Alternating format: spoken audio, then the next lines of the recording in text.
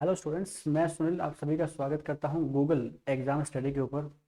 तो आज एक बार फिर से हम एक और प्रैक्टिस सेट लेकर के आए हैं पॉलिटिक आपके सामने। और पीछे वाले जो प्रैक्टिस सेट हमने जो कवर किए थे, मैं उम्मीद करता हूं कि आपको अच्छे समझ में आ गए होंगे। और ज़्यादा से ज़्यादा इसको शेयर भी कर दिया करो, लाइक और कमेंट भी कर दिया करो। और आज हम जो है तीसरा प्रैक्टिस सेट पॉलिटिक का करने जा रहे हैं। उसमें भी उसके जो पीछे वाले हमने जो मिक्स क्वेश्चन लेकर के आए थे ना, उसी प्रकार से हमारे पास में मिक्स क्वेश्चन रहेंगे। तो चलिए शुरुआत करते हैं पहले क्वेश्चन से कि किस प्रकार से क्वेश्चन रहेंगे। तो पहला क्वेश्चन आपके सामने ये है स्टूडेंट्स।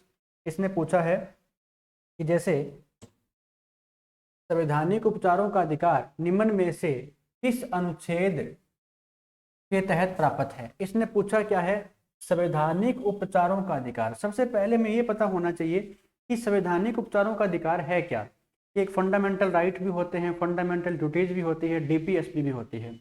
तो संवैधानिक उपचारों का जो अधिकार है ये एक्चुअल में क्या है, फंडामेंटल राइट है, हमारा मौलिक अधिकार है। ये सारे के सारे जो हमारे आर्टिकल है, अनुच्छेद 22, 25, 24 और 32, ये क्या है, ये सारे के सारे फंडामेंटल राइट आते हैं। सारे के सारे क्या है, फंडामेंटल राइट है, यानी मूल अधिकार है। इनका वर्णन संविधान के कौन से पार्ट में आता है, तो भाग नंबर 3 में आता है। अगर पूछे कि कौन से आर्टिकल से लेकर के कौन से आर्टिकल तक इनका वर्णन रहेगा, तो 12 से लेकर के 35 तक इनका वर्णन आता है। पूछा क्या है कि संवैधानिक उपचारों का अधिकार। देखो जो आर्टिकल 22 है ना, इसमें दिया गया है कि गिरफ्तारी गिरफ्तारी व निवारक जो नजरबंदी आती है, निवारक जो निवारक नजरबंदी जो आती है वो इसके अकॉर्डिंग यहाँ पे रहेगी। अनुच्छेद 25 के अंदर क्या आती है, धार्मिक स्वतंत्रता का अधिकार आता है। धार्मिक स्वतंत्रता का अधिकार आता है, ठीक है। अनुच्छेद 24 के अंदर क्या आता है कि यहाँ पे 14 वर्ष से 14 वर्ष से जो कम आयु के बच्चे हैं, 14 वर्ष से कम आयु के जो बच्चे हैं, उनको हानिकारक उद्योगों के अंदर नहीं लगाया जा सकता, उनको काम पर नहीं भेज सकते। तो बचा कौन सा है, आर्टिकल 32। और यही हमारा ऑप्शन क्या हो जाएगा, सही। इसे ही जो डॉक्टर बी आर अम्बेडकर थे, जो भीमराव अम्बेडकर थे, डॉक्टर बी आर अम्बेडकर ने इसे एक संज्ञा दी है, वो कौन सी रहेगी। इसे कहा है कि यह आर्टिकल जो है ना, संविधान की आत्मा और हृदय इसे कहा जाता है। तो एक पॉइंट ध्यान रखना, संवैधानिक उपचारों का जो अधिकार है निम्न में से किस अनुच्छेद के तहत प्राप्त है, तो वो अनुच्छेद कौन सा रहेगा, 32। यानी हमारा जो फंडामेंटल राइट है ये वर्तमान में कितने हैं, 6 फंडामेंटल राइट है। छठा जो फंडामेंटल राइट आएगा वो कौन सा आता है, संवैधानिक उपचारों का अधिकार ही आता है। आर्टिकल कौन सा रहेगा, 32 यानी 32। चलिए नेक्स्ट क्वेश्चन। कुटीर उद्योगों के विकास संबंधी सलाह किस अनुच्छेद के तहत प्राप्त है। अब पूछा क्या है, कुटीर उद्योगों के संबंधी जो विकास संबंधी सलाह है ये किस अनुच्छेद के तहत प्राप्त है। सबसे पहले हमें ये पता होना चाहिए कि ये जो हमें आर्टिकल दे रखे हैं ये है क्या। तो सभी के सभी जो आर्टिकल आते हैं ये डीपीएसपी है। सभी के सभी जो आर्टिकल है ये अपने आप में क्या है, ये है डीपीएसपी। डीपीएसपी यानी directive principle of state policy है। तो अब इसके अंदर देखो पूछा है कि कुटीर उद्योगों के विकास संबंधी सलाह। तो आर्टिकल जो 42 आता है ना, इसके अंदर तो आती है न्याय संगत और मानवोचित, न्याय संगत और मानवोचित दशाओं और मातृत्व मातृत्व जो सहायता होती है वो प्रदान करना। आर्टिकल 43 के अंदर ही आती है कुटीर उद्योगों के अंदर, यानी इसमें जो निर्वाह मजदूरी वगैरह होती है वो भी इसमें आती है। निर्वाह जो मजदूरी है या फिर जो कुटीर उद्योग है, कुटीर उद्योगों का जो विकास है वो इसी के अंदर यहाँ पे वर्णन किया गया है। आर्टिकल 49 के अंदर क्या आता है कि राष्ट्रीय महत्व की जो स्मारक है राज्यों के अंदर उनकी रक्षा करना। अनुच्छेद 39 के अंदर क्या आता है, समान न्याय देना और समान वेतन देना, ये कौन से आर्टिकल में आता है? 39 के अंदर आता है। पूछा क्या है? कुटीर उद्योगों का बढ़ावा या कुटीर उद्योगों का विकास संबंधी सलाह जो कौन से में रहेगी? 43। तुम्हारा आंसर कौन सा हो जाएगा? 43 यानी सेकंड ऑप्शन हो जाएगा। चलिए नेक्स्ट क्वेश्चन। लोकसभा और राज्यसभा की संयुक्त बैठक किसके द्वारा आहूत की जाती है? अब देखो, आहूत का मतलब पहले क्या होता है? आहूत का मतलब होता है इस बैठक को बुलाना। तो बैठक किसके द्वारा बुलाई जाती है? तो लोकसभा और राज्यसभा है क्या, हमारी पार्लियामेंट के क्या है? दोनों सदन है। दोनों सदनों के अंदर अगर किसी भी विधेयक को लेकर के मतभेद उत्पन्न हो जाता है तो उस केस के अंदर क्या होता है कि जो भारत के राष्ट्रपति होते हैं ना, राष्ट्रपति के द्वारा बुलाई जाती है। पूछा क्या गया? आहूत। आहूत का मतलब होता है बुलाना। तो बुलाने का जो काम करते हैं वो तो करते हैं भारत के राष्ट्रपति। बुलाने का तो काम तो करते हैं राष्ट्रपति। लेकिन पूछे कि संयुक्त बैठक की जो अध्यक्षता की जाती है, संयुक्त बैठक की जो अध्यक्षता होती है वो किसके द्वारा होती है? तो वो होती है लोकसभा के जो स्पीकर होते हैं, लोकसभा के जो स्पीकर होते हैं इनके द्वारा की जाती है। या फिर हम ऐसे कह दें, देखो इसकी जो अध्यक्षता होती है वो स्पीकर के द्वारा होती है, लोकसभा स्पीकर के द्वारा होती है।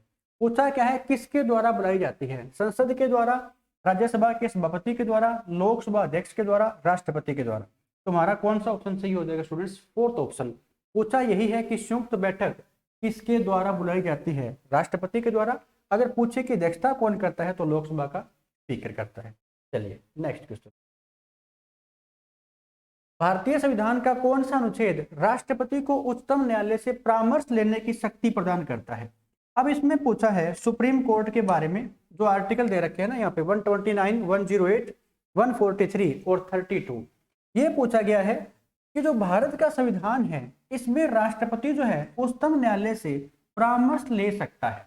तो कौन से आर्टिकल के अकॉर्डिंग ले सकता है या फिर किस आर्टिकल का प्रयोग करके लेगा? तो आर्टिकल जो 129 है ये तो आता है, इसे तो अभिलेख न्यायालय का वर्णन आता है। किसका वर्णन है? अभिलेख न्यायालय का वर्णन रहेगा यहाँ पे। तो अनुच्छेद 108 के तहत बुलाई जाती है संयुक्त बैठक, जो अभी हमने डिस्कस की है। जो संयुक्त बैठक है ये बुलाई जाती है 108 के तहत।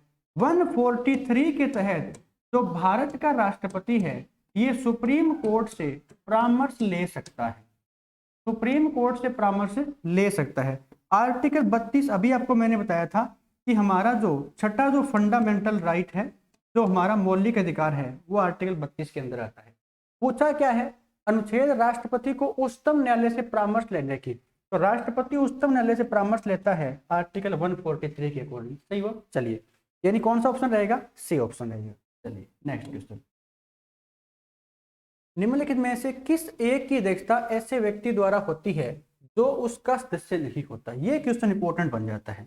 कई बार क्या आता है कि स्टूडेंट बहुत जल्दबाजी के अंदर इस क्वेश्चन को गलत कर देते हैं। किस एक की अध्यक्षता ऐसे व्यक्ति के द्वारा होती है जो उसका सदस्य नहीं होता है? आप मुझे इतना बताओ, जो लोकसभा है, लोकसभा की अध्यक्षता कौन करता है? लोकसभा का स्पीकर करता है। लोकसभा की अध्यक्षता कौन करता है? लोकसभा स्पीकर। लोकसभा स्पीकर जो है, जो लोकसभा की जो यहाँ पे संख्या होती है वर्तमान में कितनी है? 543। जो 543 लोग हैं इन्हीं में से बनता है लोकसभा के स्पीकर। तो ये तो हो नहीं सकता। विधानसभा, तो विधानसभा का भी क्या होता है? स्पीकर होता है। और विधानसभा का जो स्पीकर है ये जो बनता है इसी विधानसभा के सदस्यों से बनता है। राज्यसभा, अब राज्यसभा के अंदर टोटल कितने मेंबर होते हैं? राज्यसभा के अंदर होता है चेयरमैन। राज्यसभा के अंदर क्या होता है? चेयरमैन। राज्यसभा की जो सीटें हैं वो कितनी होती है? 245। तो जो चेयरमैन होता है वो होता है भारत का उपराष्ट्रपति। चेयरमैन कौन होता है? भारत का उपराष्ट्रपति होता है। और हमें पता है भारत का जो उपराष्ट्रपति होता है वो इसका सदस्य नहीं होता है। राज्यसभा का जो चेयरमैन होता है वो भारत का उपराष्ट्रपति होता है, लेकिन वो उसका सदस्य नहीं होता है। इन 245 के अंदर जो है वो शामिल नहीं होता है। पूछा यही है कि इसके द्वारा अध्यक्षता होती है, तो कौन सा रहेगा? राज्यसभा के अंदर। Next question. लोकसभा का कार्यकाल पूरा होने से पहले भंग किया जा सकता है। यानी इस क्वेश्चन में क्या पूछा गया है कि जब लोकसभा भंग हो जाती है या लोकसभा का कार्यकाल पूरा होने से पहले, लोकसभा का कार्यकाल पूरा होने से पहले किसके द्वारा इसे भंग किया जा सकता है? तो बताइए, राष्ट्रपति के द्वारा स्वयं विवेक से, प्रधानमंत्री के द्वारा स्वयं विवेक से, लोकसभा अध्यक्ष के द्वारा स्वयं विवेक से, और मंत्री परिषद की सिफारिश पर राष्ट्रपति के द्वारा। तो यहाँ पे ये हमारा ऑप्शन सही रहेगा, मंत्री परिषद की सिफारिश पर राष्ट्रपति के द्वारा जो होती है लोकसभा को कार्यकाल पूरा होने से पहले भंग किया जा सकता है। राष्ट्रपति ही लोकसभा को भंग करता है, लेकिन राष्ट्रपति अकेला यह निर्णय नहीं ले सकता। किसके अनुसार लेगा? राष्ट्रपति जो है ये मंत्री परिषद की सिफारिश पर यह निर्णय लेता है। तो कौन सा ऑप्शन सही रह जाएगा? फोर्थ ऑप्शन, कि लोकसभा का कार्यकाल होने से पहले इसको भंग करना प्रधानमंत्री की सिफारिश पर राष्ट्रपति के द्वारा। चलिए नेक्स्ट क्वेश्चन। भारत में लोकसभा अध्यक्ष स्पीकर, अब बताइए कि लोकसभा का जो स्पीकर होता है वो मनोनीत होता है, ये चयनित होता है, या निर्वाचित होता है, या नियुक्त होता है? जो लोकसभा का स्पीकर का मतलब हुआ कि जैसे ही नवनिर्वाचित जो लोकसभा बनती है, जैसे ही नवनिर्वाचित जो लोकसभा बनती है ना, इसी के बाद में बनता है यहाँ पे स्पीकर। ठीक है, और ये जो स्पीकर होता है ना, ये इसी जो 543 मेंबर होते हैं इसी में से एक को बनाया जाता है। अब हमें ये देखना है कि जो लोकसभा का अध्यक्ष होता है वो मनोनीत होता है कि चयनित होता है, या मनोनीत होता है, या निर्वाचित होता है, या नियुक्त होता है? तो लोकसभा का स्पीकर जो होता है ना वो चयनित होता है। ये हमारा यहाँ पे ऑप्शन रहेगा। कौन सा रहेगा? चयनित होता है। Next question. भारतीय संविधान के अंतर्गत निम्न में से किस अनुच्छेद के तहत संसद को राज्य सूची के विषय में कानून बनाने का या कानून बनाने की शक्ति प्रदान है? अब देखिए, संविधान के किस अनुच्छेद के तहत जो संसद को राज्य सूची की विधि बनाने का जो अधिकार दिया गया है? अब देखो, अनुच्छेद 17 आर्टिकल 17 के अंदर क्या आता है? अस्पृश्यता का अंत आता है। अस्पृश्यता का अंत, ये तो रहेगा आर्टिकल 17 में। अनुच्छेद 226, ये जो हाई कोर्ट होते हैं ना, हाई कोर्ट को रिट जारी करने का अधिकार आता है। हाई कोर्ट को रिट जारी करने का। आर्टिकल 249 के तहत जो अनुच्छेद होता है संसद को राज्य सूची के विषय पर संदर्भ में विधि बनाने का जो शक्ति देता है, वो अनुच्छेद कौन सा रहेगा? 249 रहेगा। तो यही हमारा ऑप्शन सही हो जाएगा। कौन सा रहेगा?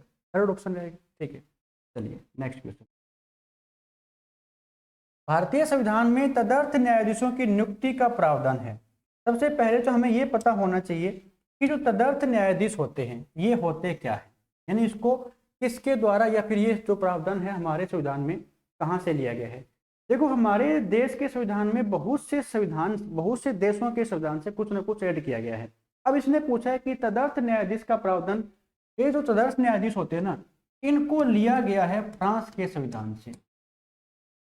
फ्रांस के संविधान से हमारे संविधान में इनको ये जो प्रावधान है इसको जोड़ा गया है।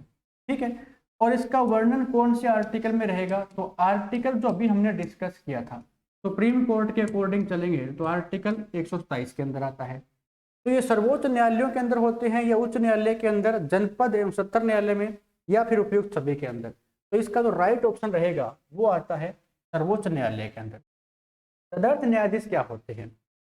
जब भी सुप्रीम कोर्ट के मुख्य न्यायाधीश को लगे कि सुप्रीम कोर्ट में किसी भी सेशन को शुरू करने के लिए जो न्यायाधीशों की संख्या होती है वो पूरी नहीं है, यानी गण पूर्ति यानी कोरम पूरा नहीं है, तो फिर जो भारतीय सुप्रीम कोर्ट का जो मुख्य न्यायाधीश होगा वो राष्ट्रपति से परामर्श करके किसी भी हाई कोर्ट से किसी भी न्यायाधीश की नियुक्ति जो है सुप्रीम कोर्ट में करवाता है, और वही होता है तदर्थ न्यायाधीश। तो ये पॉइंट ध्यान रखना, फ्रांस के संविधान से इसको लिया गया है, सर्वोच्च न्यायालय के अंदर इसमें नियुक्त किया जा सकता है।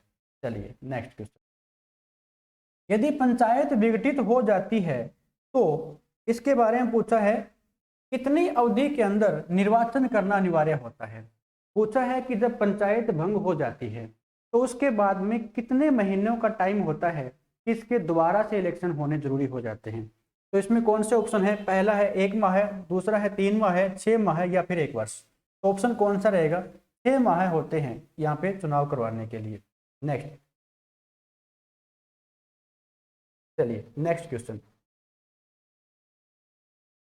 वर्तमान में संसद के निम्न सदन का अध्यक्ष कौन है? अब देखो, वर्तमान में संसद के निम्न सदन का अध्यक्ष कौन है? सबसे पहले जो हमारी संसद होती है इसके कितने सदन होते हैं? तो संसद के दो सदन होते हैं, एक तो होती है लोकसभा, एक होती है राज्यसभा। लोकसभा को क्या कहा जाता है? तो लोकसभा को ही कहा जाता है निम्न सदन। जो राज्यसभा है इसे क्या कहा जाता है? इसे उच्च सदन कहा जाता है। ठीक है, तो निम्न सदन का अध्यक्ष कौन है? जीवी मावलंकर। जीवी मावलंकर जो है ना, ये थे प्रथम लोकसभा के अध्यक्ष, प्रथम लोकसभा के स्पीकर थे ये जीवी मावलंकर। ठीक है, उत्पल कुमार सिंह, ये वर्तमान में लोकसभा के क्या आते हैं? ये तो वर्तमान में लोकसभा के क्या आते हैं? ये है वर्तमान में लोकसभा के महासचिव। ओम बिरला, ये वर्तमान में क्या आते हैं? ये वर्तमान में लोकसभा के क्या है? स्पीकर है, लोकसभा के स्पीकर है। वेंकैया नायडू, आपको पता है कि वर्तमान भारत के अंदर क्या है? ये वर्तमान भारत के उपराष्ट्रपति आते हैं। ठीक है ना, तो हमारा इसमें ऑप्शन कौन सा सही होगा? निम्न सदन का अध्यक्ष कौन है? तो वर्तमान में कौन आते हैं? ओम बिरला आते हैं। क्लियर हुआ? चलिए, निम्न में हरियाणा लोकसभा सीट के करनाल से निर्वाचित सदस्य है। अब देखो, जो एमपी है हरियाणा की सीट से, उनके बारे में पूछा गया है कि जो करनाल की सीट है हरियाणा में, यहां से एमपी कौन है? लोकसभा की सीटें कितनी हरियाणा के अंदर? 10 सीटें हैं, तो 10 में से एक ये पूछा गया है कि जो करनाल की सीट है वहां से एमपी कौन है? देखिए, रतनलाल कटारिया। रतनलाल कटारिया जो है ये तो रहेंगे अंबाला से। रतनलाल कटारिया कहां से है? अंबाला से। नायब सैनी जो है ये रहेंगे कुरुक्षेत्र से। नायब सैनी जो है ये कहां से है? कुरुक्षेत्र से। रमेश चंद्र जो है ये आते हैं सोनीपत से। ये कहां से रहेंगे? सोनीपत से। संजय भाटिया जो है ये कहां से रहेंगे? करनाल से आते हैं। तो यही पूछा गया है कि करनाल से निर्वाचित सदस्य कौन है? तो वो आते हैं संजय भाटिया। चलिए नेक्स्ट क्वेश्चन। भारत के प्रथम मुख्य चुनाव आयुक्त कौन थे? अब पूछा गया है भारतीय सुप्रीम कोर्ट के, सॉरी, भारत के प्रथम मुख्य चुनाव आयुक्त कौन थे? इलेक्शन कमीशन ऑफ इंडिया की बात हो रही है। तो सुशील चंद्रा जो है ना, ये तो आते हैं वर्तमान में, ये तो अभी प्रेजेंट टाइम में चल रहे हैं मुख्य चुनाव आयुक्त। सुकुमार सेन, एच.जे. कानिया। एच.जे. कानिया जो है ये थे सुप्रीम कोर्ट के प्रथम मुख्य न्यायाधीश। सुप्रीम कोर्ट के प्रथम मुख्य न्यायाधीश अगर आपसे पूछ ले कौन थे, तो वो आते हैं एच.जे. कानिया। राजीव कुमार है नहीं तो सुकुमार सेन। भारत के प्रथम मुख्य चुनाव आयुक्त कौन थे? सुकुमार सेन आते हैं। चलिए नेक्स्ट क्वेश्चन। इस समिति की सिफारिश पर रेल बजट व सामान्य बजट दोनों एक साथ पेश किए गए थे। अब इसने पूछा है कि ऐसी कौन सी समिति है जिस समिति की सिफारिश पर क्या होते हैं? रेल बजट और सामान्य बजट दोनों को एक साथ पेश किया गया था। रेल बजट और सामान्य बजट। देखो, पहला पॉइंट तो आता है कि जब 1921 के अंदर एक समिति बनी थी, उस समिति का नाम आता है एक वर्ष समिति। कौन सी समिति रहेगी? तो वो तो समिति आती है एक वर्ष समिति। इसके द्वारा जो है, जो रेल बजट है, रेल बजट व जो सामान्य बजट है, रेल बजट और जो सामान्य बजट है ना, इन दोनों को क्या किया गया था? इन दोनों को अलग किया गया था। ये तो अलग करने की बात थी। इसने पूछा है कि दोनों को एक साथ कब वापिस पेश किए गए थे? तो दोनों एक साथ किस समिति की सिफारिश पर पेश किए गए थे? एक वर्ष समिति ये तो 1921 के अंदर बनती है। नरसिम्हन समिति, ये समिति का जो संबंध है वो है बैंकिंग सुधार से, वो तो रहेगी बैंकिंग सुधार से।